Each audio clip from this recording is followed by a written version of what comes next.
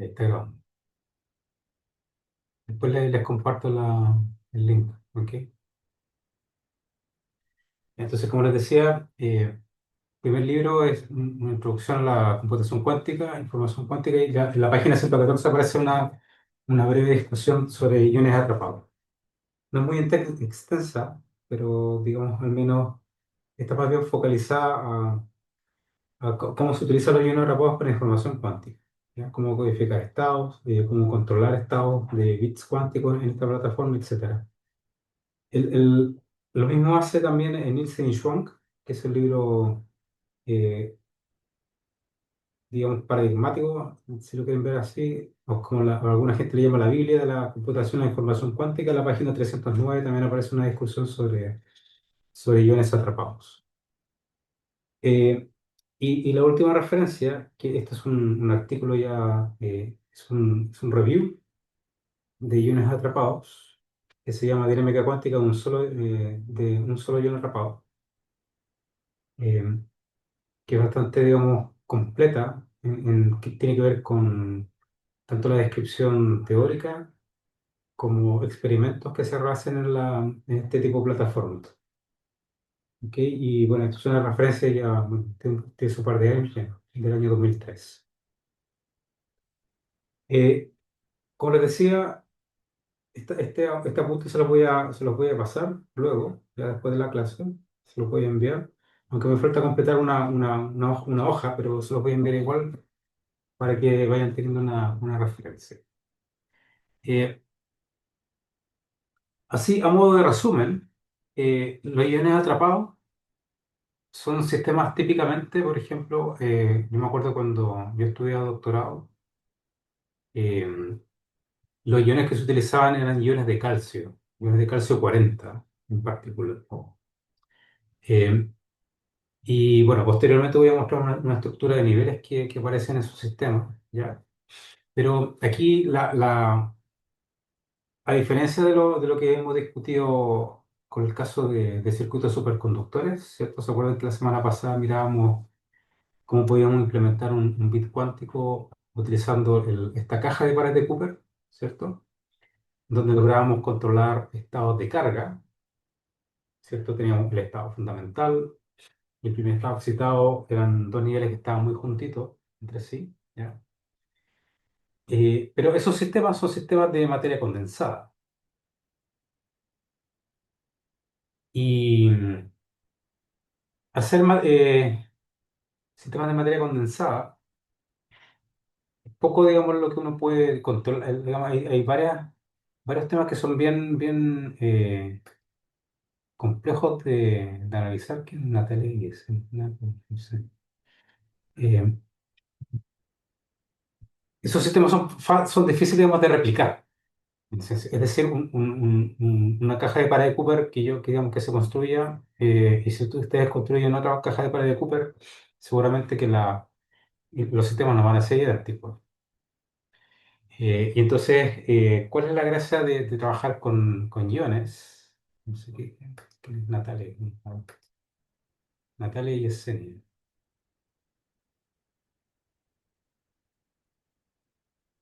Hola, Natalia C y Yesenia Q, ¿se podría identificar, por favor?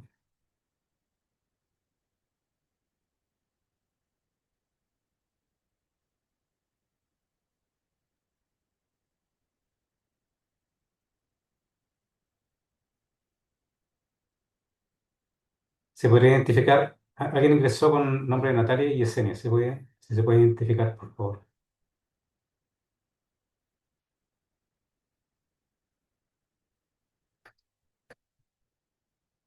Rodrigo. Ya, hola Rodrigo.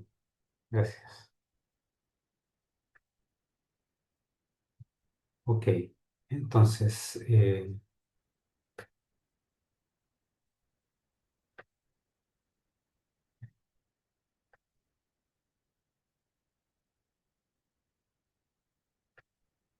sigamos entonces con el tema. La gracia que tiene el trabajar con átomos es que los átomos son todos idénticos, ¿ya? Y, por ejemplo, en el caso de los iones atrapados, los tiempos de vida típicamente, es decir, vamos a lograr luego identificar un estado excitado, un estado fundamental, y el tiempo de vida de un estado excitado, por ejemplo, es del orden de un segundo. ¿Ya? Entonces, la verdad es que son muy, muy estables. Dentro de ese segundo es posible realizar un montón de compuertas lógicas de uno, de dos qubits, etcétera. ¿Ya?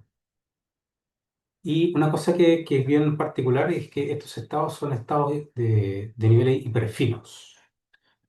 ¿Qué quiere decir eso? Quiere decir que son estados de momento eh, angular, pero en donde el momento angular eh, está compuesto por el momento angular orbital y el momento angular de spin en estos sistemas. ¿Ya? Eso en detalle no lo vamos a ver.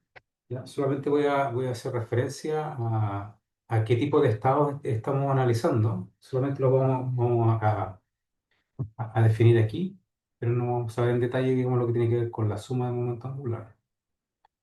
Eh, eh, y estos estados, los estados, digamos, el estado excitado y el estado fundamental de un ion, se van a denominar estados internos. Aquí vamos a definir acá. Aquí aparece estados internos del ion. Y la razón es que en un ion atrapado, aparte de los niveles de energía internos del bit cuántico, lo que vamos a ver es que los iones atrapados también tienen un grado de libertad externo, que es el grado de movimiento de vibracional. ¿Ya? Y, y la gracia que tiene esto es que ese momento, ese estado, ese grado de libertad vibracional, en esencia se puede describir como un oscilador armónico, cuántico, por supuesto. Y estos sistemas, entonces tienen, esa es una de las gracias que tienen estos sistemas. Tiene tanto niveles, digamos, internos de energía como también llevan información en los estados de movimiento vibracional de los iones.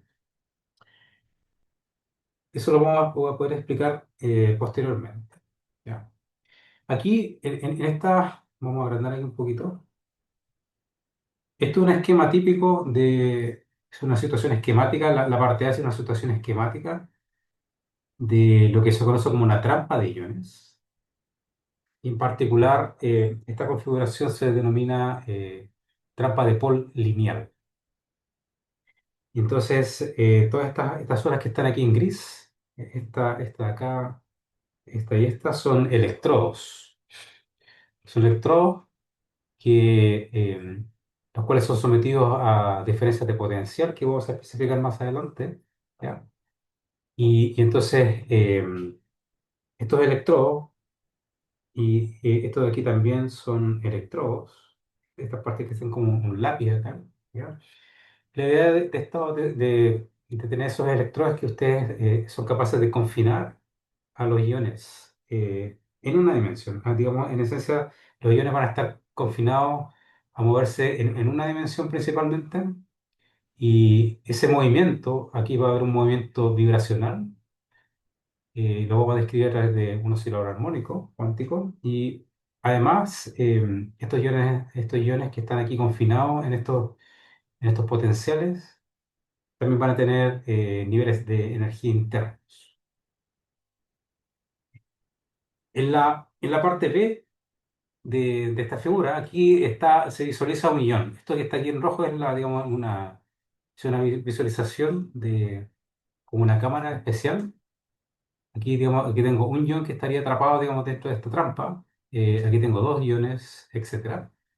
Eh, entonces, mientras más iones hay, se fija que hay una especie de distribución de distancias. Estas distancias, por ejemplo, no, esta distancia es distinta a esta distancia de acá y así sucesivamente.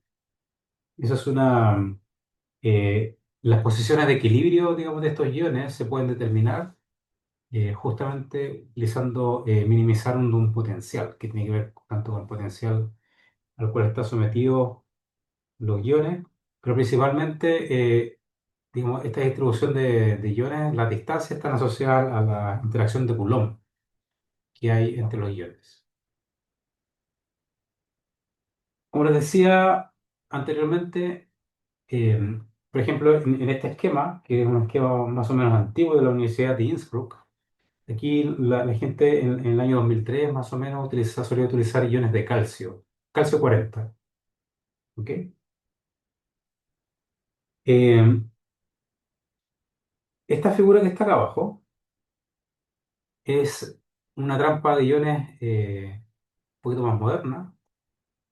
Esto, digamos, que se sacó de ahí de un review, o sea, de un artículo del 2014, en donde esto es una arquitectura psicoplanar, parecido, digamos, a los chips de los circuitos superconductores, ¿ya? En donde hay unos ciertos electrodos acá que te permiten confinar el movimiento del ion. Ahora, aquí en las notas del curso que les voy a enviar luego, ahí aparecen, digamos, las referencias por si quieren dar un vistazo posteriormente. Eh, Miren, toda la física que está aquí para describir iones atrapados, la verdad es que es súper interesante y nos podríamos pasar un curso entero describiendo toda la física, así igual como lo hicimos para el caso digamos, como intentamos hacer para el caso de circuitos superconductores. Entonces, claro, como tenemos tiempo limitado en este curso, lo que vamos a hacer es cosas esenciales. Y sobre todo lo que vamos a discutir hoy tiene que ver con cómo aparece esos potenciales que nos permiten confinar estos iones atrapados, estos iones, ¿ya? Vamos a ver cuál es la forma funcional que tienen esos potenciales y vamos a ver de cómo aparecen esos potenciales. ¿Ok? Entonces, de momento, digamos, lo que estamos haciendo es hacer una especie de introducción y a este tema, ¿ya? Y lo que viene ahora es lo siguiente. Vamos a describir lo que es la trampa de Paul lineal, que es en esencia este esquema que tengo aquí arriba. ¿Ya?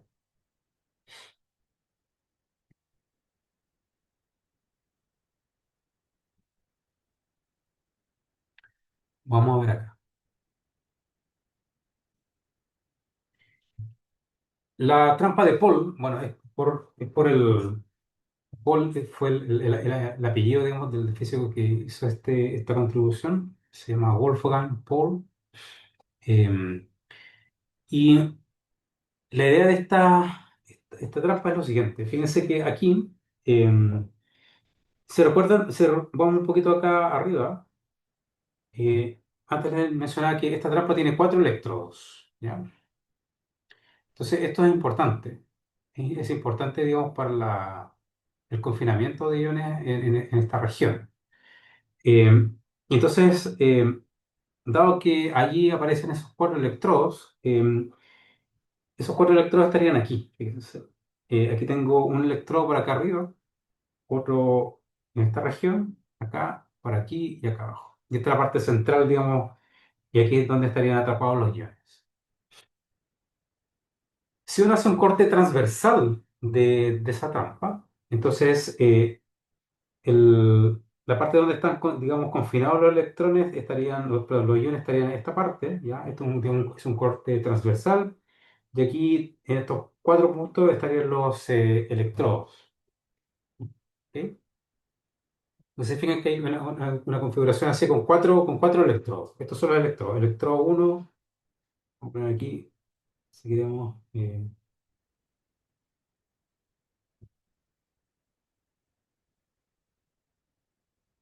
estos son electrodos, por ejemplo, esto también, etcétera, ¿ya?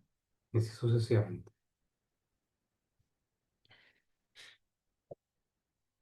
Y esta configuración es tal que se fijan que, miren, este electrodo va a estar conectado a este electrodo de aquí, a este de acá, perdón, este de aquí, todo está conectado, y entre estos dos electrodos hay una diferencia potencial. Y esa diferencia potencial es tal que esa diferencia potencial vamos a introducir un voltaje AC entre estos dos electrodos de acá. Y lo mismo va a ocurrir entre estos dos electrodos de aquí, ¿ya? Entonces están conectados de forma diagonal, ¿ya? O sea, claro. Y estos electrodos, eh, entonces se supone que hay una fuente de voltaje que oscila de esta forma. Hay una cierta amplitud de sub cero por una frecuencia que es típicamente una frecuencia, es radiofrecuencia, lo que se utiliza por T, ¿ya? Entonces, imagínense ustedes que, no sé si alguna vez han visto la idea de los puntos de silla, cuando uno trata con un cierto potencial. Que de repente, digamos, en unos puntos de silla, si me voy por una dirección es un mínimo o si me voy por la otra dirección es un máximo. Entonces, imagínense, no sé, estos puntos, digamos, la silla de los caballos, ¿ya? Si ustedes posicionan una partícula por ahí, podría ser que la partícula se quede quieta o bien comience a rodar en esencia. ¿Ok? Pero si ustedes logran hacer que esa silla rote, ¿ya? Esto es un análogo clásico, si logramos hacer que esa silla rote, entonces la partícula eventualmente puede quedar localizada, pero dinámicamente, ¿ya? Eh, Esa es un poco digamos, la analogía y la idea de lo que se quiere hacer con estos electrodos y por qué se pone ahí un potencial, una diferencia potencial que oscila en el tiempo, ¿ya? No es casualidad, digamos, que, que esté así, ¿ya? La idea de eso, digamos, es que ese potencial, que los iones estén confinados, pero de forma dinámica, de tal forma que, digamos, los iones no están quietos dentro de la trampa, sino que experimentan ciertas fluctuaciones, ¿ya? Alrededor de alguna posición de equilibrio. Eh, entonces, eh, ¿cómo uno podría encontrar una forma del potencial que aparece en esta configuración? Eh, la idea es la siguiente. En este tipo de configuraciones, digamos que los generadores digamos, de campos eléctricos están asociados a estos cuatro electrodos que tengo acá, ¿ya? Y entonces aquí no hay fuentes, digamos, puntuales que generen o densidades de carga que generen un campo eléctrico en el sistema, sino que solamente tengo estos electrodos. Entonces, una forma de encontrar el potencial al cual, digamos, estos iones atrapados van a estar ahí experimentando es lo siguiente. Fíjense, si yo tomo la ecuación de Maxwell, que está asociada a la divergencia del campo eléctrico, esto es un caso en donde la divergencia del campo eléctrico es cero, ¿ya? ¿Por qué? Porque no hay una densidad de carga, en esencia, no hay divergencia en este problema, ¿ok? Además, un campo eléctrico estático eh, está asociado a un potencial escalar a través de esta relación, es decir, el campo eléctrico es menos el gradiente, ¿cierto? Esto es menos el gradiente de un potencial escalar.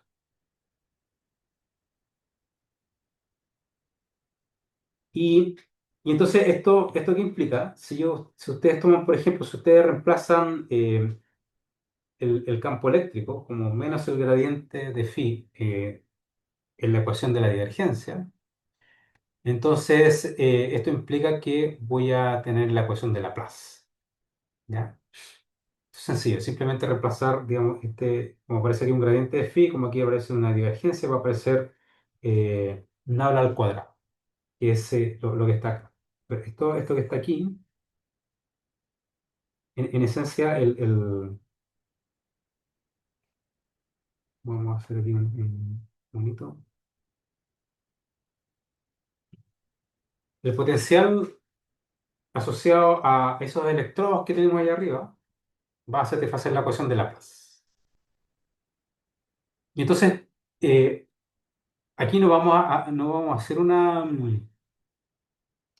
deducción exacta, sino que lo que vamos a proponer es una posible solución al potencial, ¿ya? Y primero que todo, la solución que planteamos acá obviamente tiene que satisfacer la ecuación de Laplace, si no, la cuadrado de phi es igual a cero. Y además aquí hay otra cosa, fíjense en lo siguiente, que esto también es interesante, que, por ejemplo, si ustedes, déjenme borrar acá esto de los electrodos, imaginen ustedes que hacemos lo siguiente, vamos a trazar aquí unas líneas horizontales, vamos a definir ese eje, el eje Y, y supongamos que yo voy a hacer una rotación alrededor de este eje, ¿ya? Entonces, aquí hay una simetría. Si se fijan que si yo roto este en 90 grados, voy a tener exactamente la misma configuración. Entonces, digamos que si supongamos que esto es el eje X, entonces esto sería más X, ese electrodo estaría en la posición más X, este electrodo estaría en la posición menos X. Entonces, si yo hago una rotación, yo tengo una simetría. Es como si yo cambio X por menos X, eh, la configuración me queda invariante. Y por lo tanto, el potencial escalar debiese satisfacer debiese ser tal que si yo cambio X por menos X, me quedaría la misma configuración. ¿Ok? Ahora, por el contrario, supongamos entonces que ahora vamos a tomar un eje acá sobre el eje X, ¿cierto? Entonces vamos a hacer una rotación aquí ahora. Y si este electrodo está posicionado en menos Y y este está posicionado en más Y, si yo hago una rotación ahora sí, ¡pum! Entonces voy a obtener exactamente la misma configuración. Entonces también hay una simetría aquí.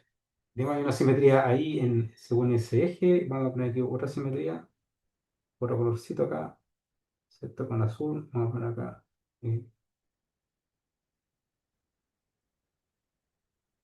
Aquí estaría la otra simetría sobre el eje, rotando sobre el eje Y, ¿ya?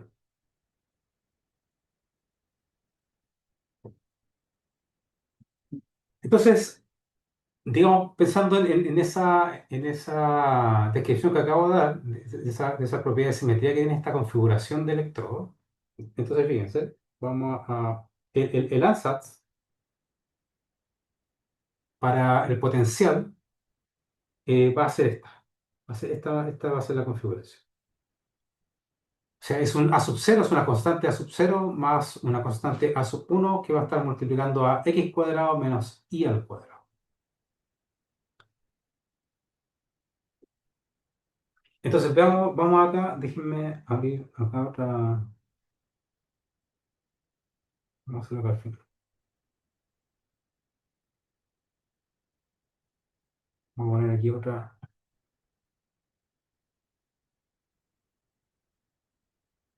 Entonces, en esencia lo que tengo es lo siguiente. Fíjense que supongamos que el potencial escalar, que depende de dos parámetros, x y y, entonces va a ser a sub 0, un coeficiente a sub 0 más un coeficiente a sub 1 por x al cuadrado menos y al cuadrado. Esa es la propuesta de solución. ¿Ya? Ahora, obviamente, veamos que esta ecuación es claro, ¿no? Que si yo cambio x lo cambio a menos x, e y lo cambio a menos y, ¿cierto? Entonces, el potencial es invariante. O sea, en otras palabras, mejor dicho, vamos a hacer esto. eh, Psi de menos x por psi de menos y. Tengo esa propiedad. Aquí hay una simetría.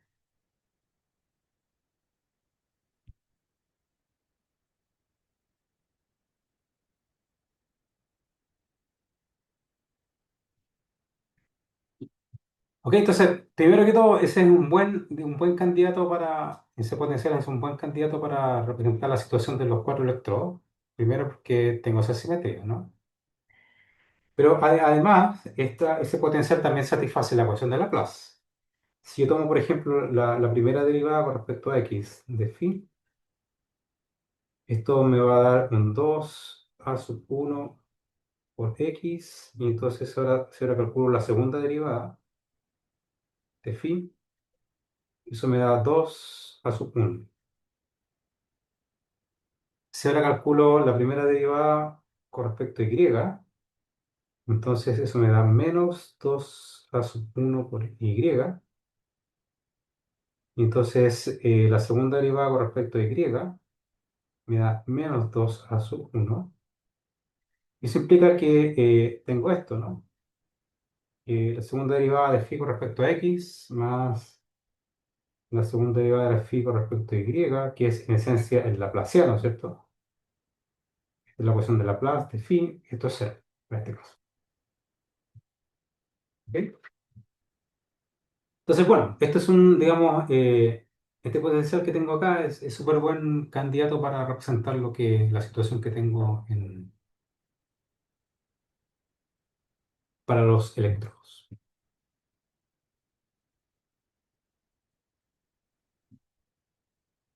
Y de hecho, esto es un potencial digamos, aquí aparece explícitamente, eh, este tiene la forma de un potencial cuadrupolar. Es un cuadrupolo eléctrico. Y es un cuadrupolo, digamos, pensando, porque aquí tengo en esencia tengo cuatro electrodos. ¿Ya? No tengo una configuración donde tengo una carga aquí y una carga acá. Sería un dipolo, ¿no?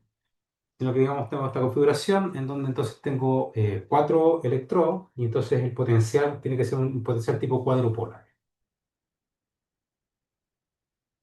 Punto número uno.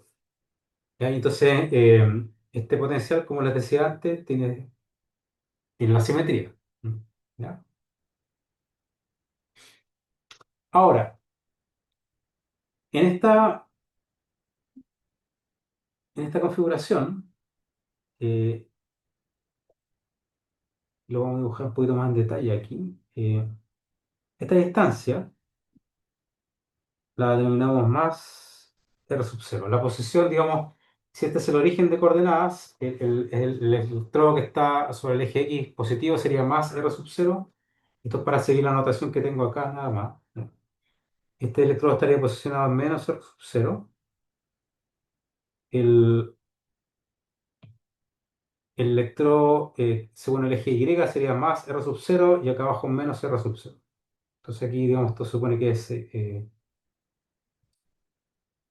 está todo cuadradito ahí, ¿ya?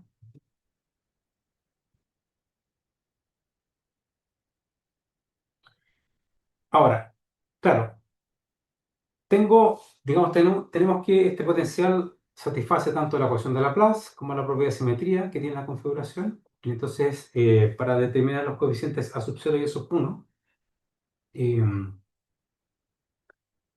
tengo que satisfacer estas condiciones. Estas son las condiciones de contorno que tiene que satisfacer ese potencial. Entonces, la primera condición de contorno es la siguiente, que eh, el campo phi va a ser una componente phi sub 0, que es una componente de C, más la parte oscilatoria. ¿Ya? Siempre pensemos, digamos, que puedo tener un voltaje DC y sobre ese voltaje DC hay una componente oscilatoria. Y esta condición de contorno se tiene que satisfacer tanto para x igual a más o menos RC. Aquí, ¿ok? Entonces, claro, ojo, aquí, como tiene error, estos dos puntos están conectados al mismo punto potencial, ¿ok? Pero y estos dos puntos están conectados al mismo punto potencial. Entonces aquí hay una diferencia de potencial entre estos dos puntos. ¿Ok? Y entonces, claro, la diferencia de potencial va a estar entre estos dos puntos, entre estos dos, por supuesto, entre estos dos y estos dos de acá.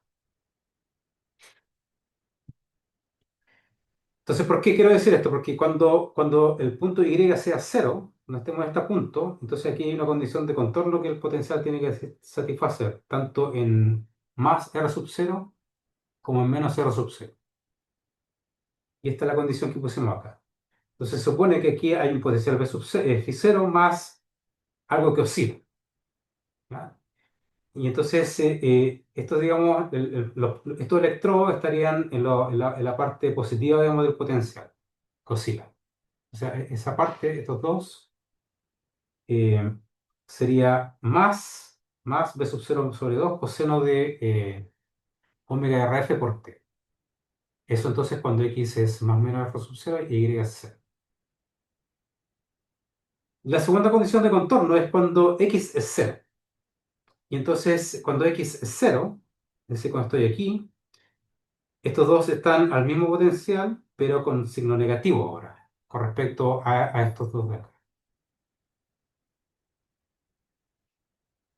Entonces, en X igual a 0 y en Y más o menos R sub 0, el potencial va a satisfacer esta condición de contorno. Es decir, phi sub 0 menos ahora, B sub 0, porque esto está conectado al otro electrodo, a la parte negativa del electrodo, el potencial, menos B sub 0 medio coseno de omega RF por T.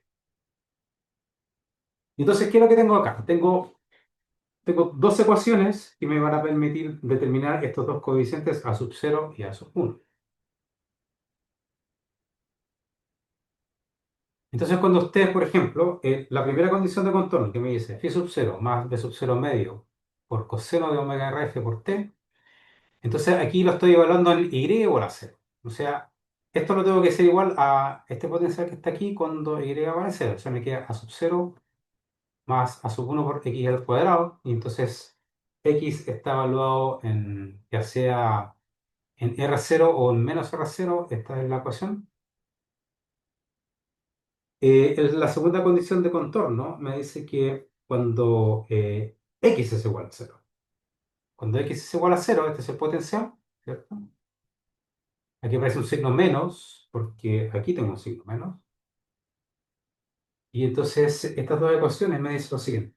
Si yo, si yo sumo estas dos ecuaciones, obtengo que a sub 0 es igual a la parte de c del potencial. Y si yo resto estas dos ecuaciones, entonces va a sobrevivir el término que tiene que ver con 2 a sub R1 R0 al cuadrado. Y entonces sumo esta parte con esta contribución, me da la contribución total al potencial oscilante. Entonces de aquí saco la condición para calcular el coeficiente A1, que en este caso es un coeficiente que depende del tiempo. Y esta expresión que tengo acá abajo, digamos, sería la expresión final que tiene el potencial para esa configuración. ¿Ok? Eso sería, digamos, un caso sencillo, digamos, sería un análisis, cuando estamos pensando, digamos, estamos cercanos, digamos, aquí tengo el eje X está por aquí, ¿cierto? Por aquí está el eje X, acá arriba tengo el eje XY, y entonces el eje Z está saliendo del plano, ¿no? O sea, está en esta dirección. Entonces el eje Z, que estaría saliendo, digamos, de este plano. Entonces toda esta descripción que estoy haciendo aquí es para un punto que está muy cercano, digamos, al eje Z igual a, digamos, cercano a cero en esencia, en esta región. El Z igual a cero estaría por aquí, digamos, donde están más o menos posicionados los regiones. ¿Hasta aquí tienen alguna pregunta?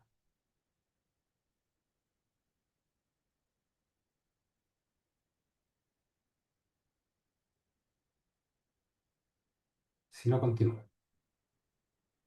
¿Ok? Entonces, de momento, claro, no hicimos una solución así paso por paso de la ecuación de Laplace, sino que, digamos, utilizando argumentos de simetría y de que el potencial tiene que satisfacer la ecuación de Laplace, se propone ese ansatz que está aquí.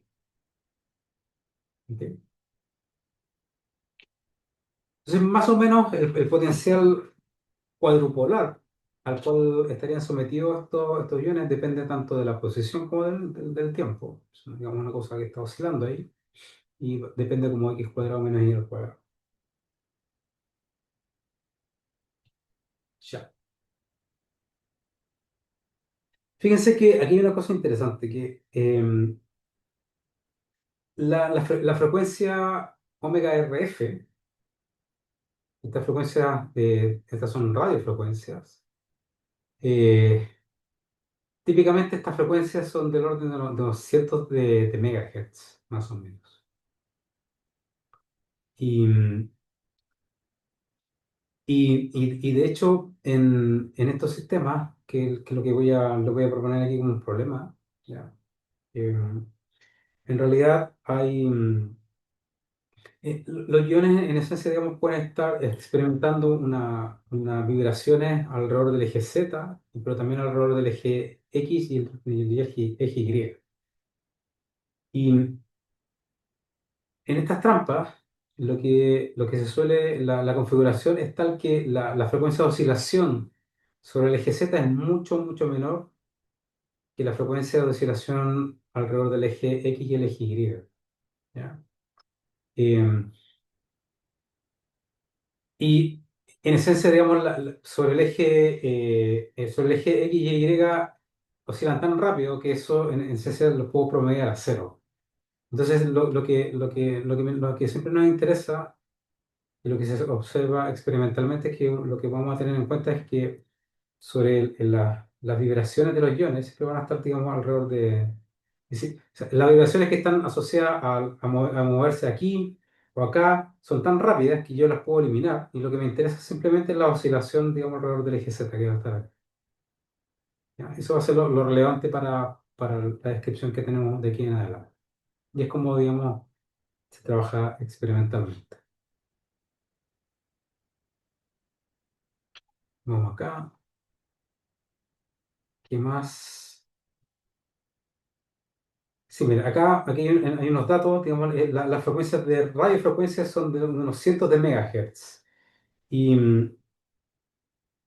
estas, y esas frecuencias, estas frecuencias de radiofrecuencia están asociadas al movimiento de los iones sobre el eje X y el eje Y, como voy a ver ahora. Eh, y sobre el eje Z, las frecuencias típicas de oscilación sobre el eje Z son del orden de 1 a 5 megahertz, más o menos, ¿ya? Esos son órdenes de magnitud de, que ocurren en estas trampas. Ok. Ahora, esta descripción que dimos acá arriba es una descripción así bien, bien eh, con las manos, ¿ya? Si uno quisiera hacer una descripción un poquito más detallada de la trampa de Paul, eh, el potencial cuadropolar, que tampoco lo voy a demostrar aquí, un potencial cuadropolar más general tiene esta forma. Fíjense lo que está acá. Este es un potencial cuadropolar más realista. Aquí hay una diferencia potencial. Típicamente lo que se hace es poner solamente dos electrodos oscilando y los otros electrodos están en un potencial fijo. Pero se fija que esta parte es en esencia lo que acabamos de mirar arriba. ¿Ya? Va como un coseno, omega por t, va como x cuadrado menos y al cuadrado. Entonces esto ya no es tan, digamos, tan inusual ahora si yo los presento de esta forma, porque digamos, es en esencia lo que teníamos acá arriba. ¿Ya? Pero la parte, digamos, la parte phi 0 tiene una forma bien particular. Tiene una forma que va como, tiene esta estructura. Depende de un esto es un voltaje.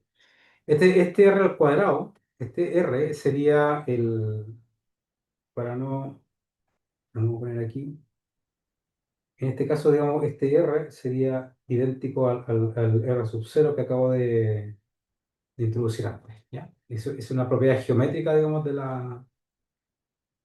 esta trampa. Solamente que aquí hay una funcionalidad ya un poquito más exótica de la parte física, digamos, de la parte estática. Entonces, esto sería la parte estática del potencial, que si fijan aquí también va como z al cuadrado, y va como x al cuadrado e y al cuadrado, con unos factores aquí que tienen que ver con la geometría. ¿Ya? Eh, este potencial que también es un potencial cuadrupolar, es un potencial, como les decía antes, es un potencial más realista. Em, pero tiene cosas interesantes, que si uno calcula la ecuación de movimiento de esto, vamos a ver qué es lo que aparece. Entonces, la idea es la siguiente. La idea es que vamos a tomar un potencial cuadrupolar que tiene una forma bien más abstracta, digamos, que tiene esta forma. Depende de X, Y, Z y el tiempo. Entonces, esto va como, déjeme abrir aquí mi supertopeo. Eh,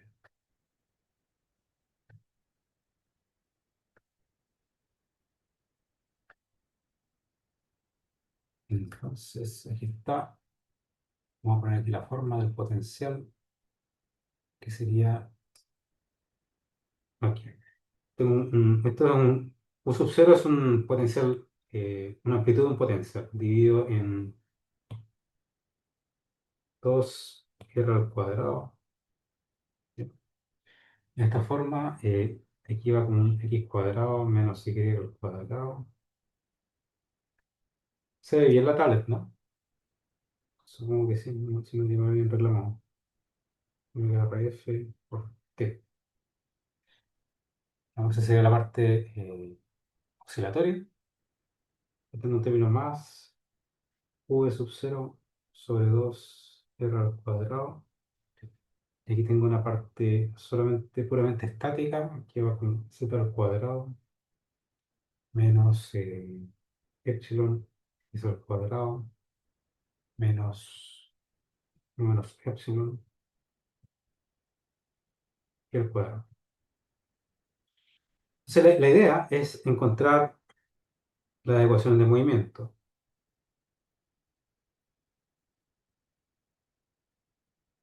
Sí, ecuaciones de movimiento.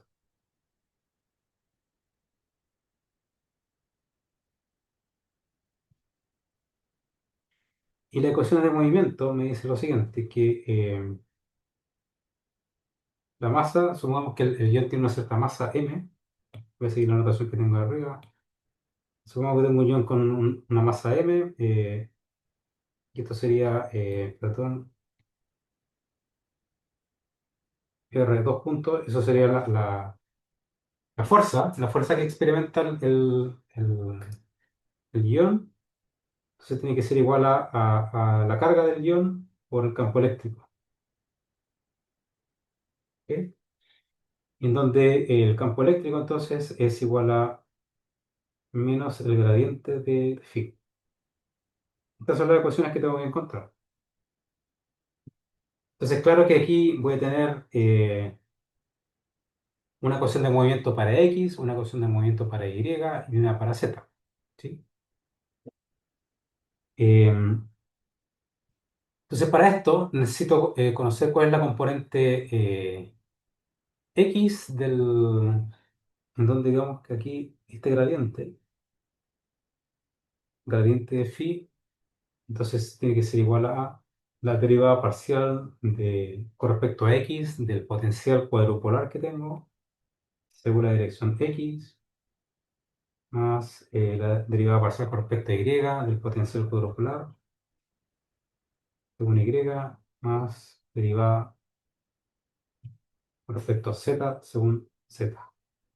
Entonces, eso me van a dar las componentes del campo eléctrico y tanto para el eje X, Y y Z. Entonces voy a hacer una, por ejemplo, voy a calcular una. Supongamos que yo quiero calcular la ecuación de movimiento según el eje X, entonces para esto necesito calcular primero la derivada del potencial cuadrupolar con respecto a X. Entonces si derivo con respecto a X, ¿qué es lo que me da? Tengo un sub 0 partido por r al cuadrado por X, ¿cierto? Aquí me queda un coseno de omega RF. Eso es radiofrecuencia. ¿Ok? por t. Eso sí, digamos, sería el primer término que está asociado a la parte que oscila, ¿cierto? Y después tendría que tomar la derivada con respecto a x de la parte estática. Entonces eso me va a dar menos d sub 0 epsilon sobre r al cuadrado por x. ¿Ok? Entonces, claro, aquí puedo factorizar x, ¿no? Y r al cuadrado.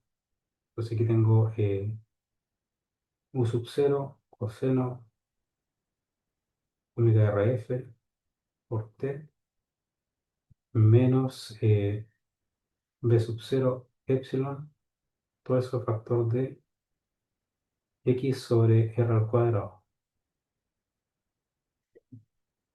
Y entonces, menos ese valor me va a dar el campo eléctrico, ¿no? Entonces, ahora, por lo tanto, la masa por x dos puntos, entonces voy a escribir la ecuación para la ecuación de movimiento para x dos puntos. Esto va a ser entonces, esto tiene que ser igual a menos q por este potencial, ¿no? O sea, esto de aquí. Voy a replicar esto de aquí. Esto es lo bueno del Webby. Lo pego acá abajo. Está el signo menos. Y aquí va a ir por q.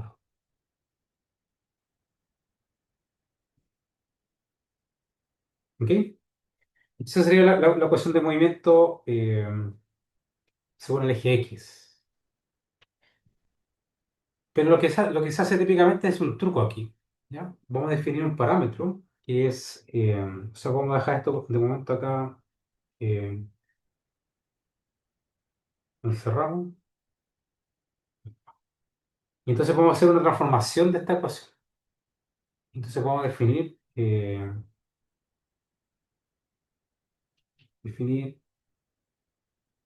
un parámetro tau que sea igual a omega rf por t dividido en 2.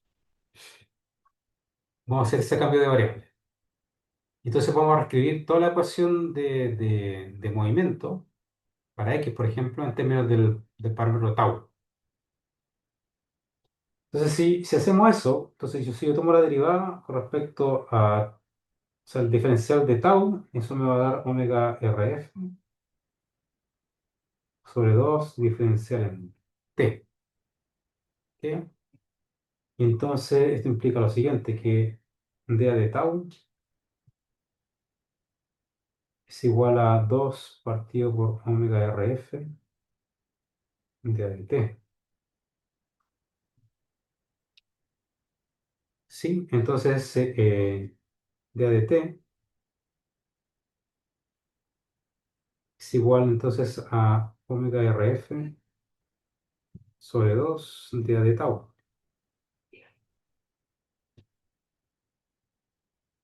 Y esto implica entonces que la segunda derivada con respecto al tiempo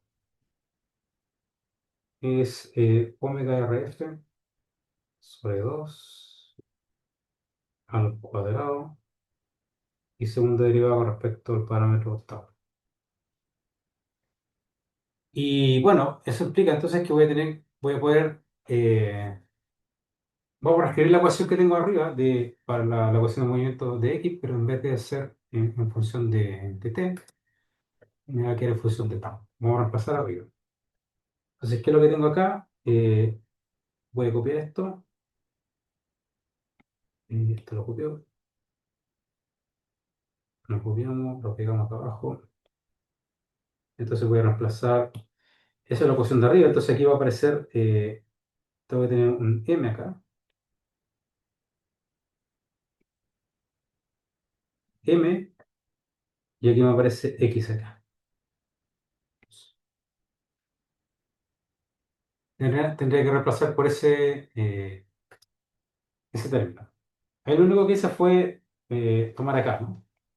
O sea, aquí tengo m y la derivada con respecto al tiempo la segunda derivada con respecto al tiempo sobre x, entonces la cambio por la derivada en tau. Eso por un lado, y entonces acá a la derecha me queda lo siguiente, me queda menos u sub 0 coseno de 2 tau, ¿cierto? Coseno de 2 tau menos v0 epsilon x q sobre r al cuadrado, me queda lo mismo. Ahí, sin ningún problema. Entonces voy a pasar a la izquierda, voy a dejar la siguiente ecuación. Fíjense, segunda derivada de x con respecto a tau. Entonces esto va a ser igual a lo siguiente, a eh, menos, aquí va a aparecer un 4. Fíjense que aquí, claro, aparece un 4. Voy a pasar todo este término, ¿no? Voy a pasar todo este término que está aquí a la izquierda, lo voy a pasar acá a la derecha. Entonces tengo un 4 u sub 0 dividido en m omega rf al cuadrado, r al cuadrado, tengo un r al cuadrado acá, coseno de 2 tau, aquí tengo un q por x. Es uno de los términos. Después tengo otro término que es más eh, 4 v sub 0 epsilon por q dividido en m omega rf al cuadrado, r al cuadrado por x. Ok, y entonces, claro, si yo paso al otro lado de esta ecuación, lo que tengo lo siguiente, de segunda derivada respecto de tau, la variable x, más, y aquí lo voy a reescribir esto va a ser, fíjense, 2, ahora voy a introducir estos parámetros u sub x, coseno de 2 tau, más un a sub x, todo ese factor de x, esto es igual a 0, en donde el parámetro qx es igual a 2 u sub 0 por q dividido en m r cuadrado omega rf al cuadrado, que el parámetro ax es igual a menos 4 v sub 0 epsilon por q dividido en m r al cuadrado omega rf al cuadrado. Y tengo esta ecuación.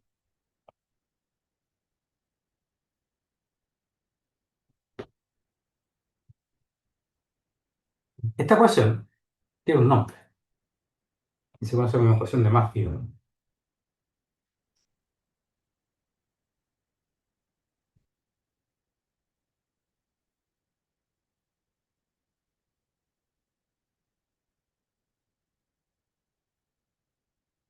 No sé si alguna vez han visto esa ecuación en sus vidas.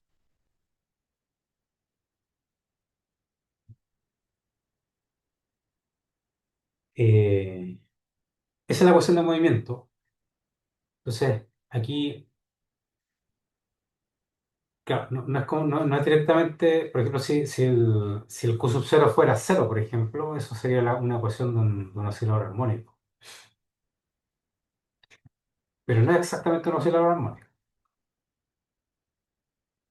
¿Ya?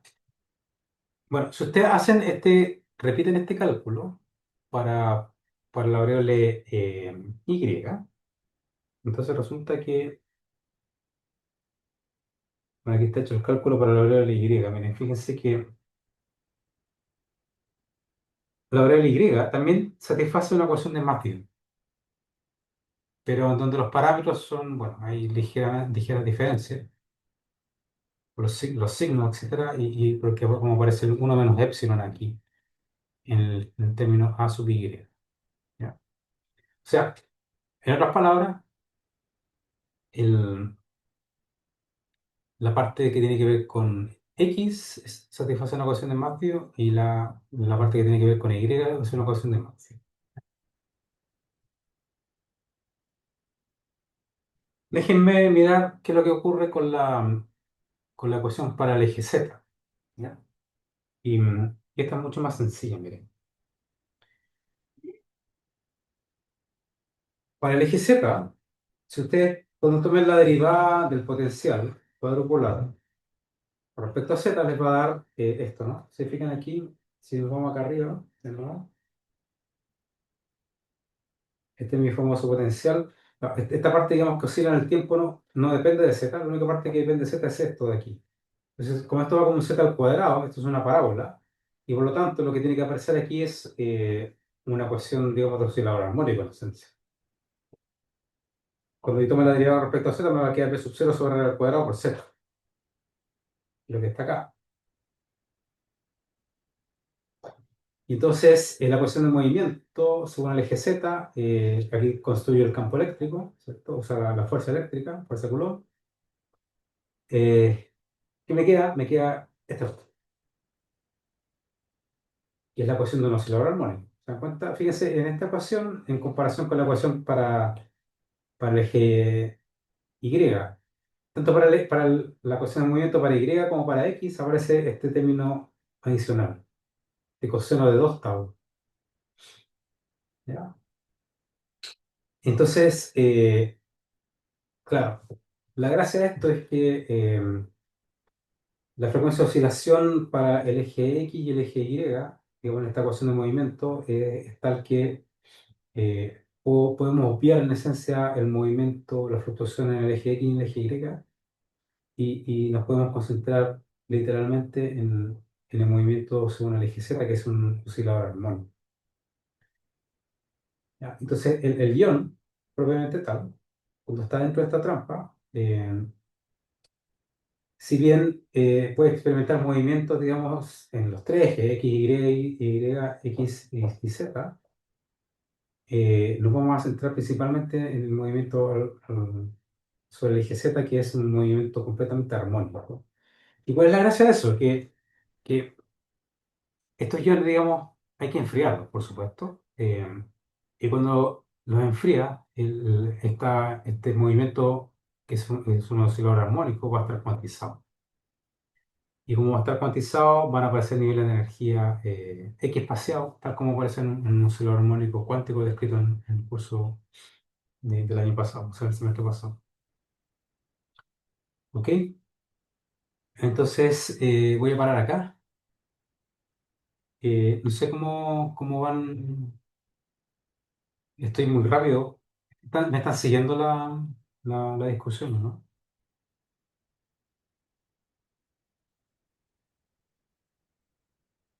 El chat. Sí, profe. Sí, ya, Rodrigo está siguiendo. También está siguiendo. Perfecto. Eh, entonces, paremos aquí y continuemos a las 3:30. Ya, otro ratito. En el mismo link.